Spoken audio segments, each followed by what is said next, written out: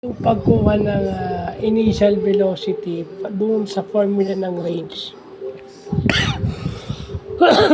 So kinuha na natin yung angle, yung double angle, yung sin 2 theta. Kinukuha naman natin yung v squared. So, syempre, v squared, so square root yan. Naka-square root siya. Kasi para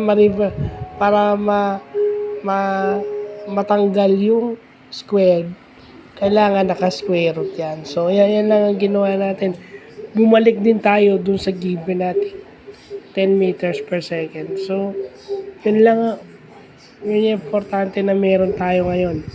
Siguro ngayon, kailangan maghina-hinay muna ng vlog ng tungkol dito. Gawa ng Holy Week naman. As a sort of sacrifice.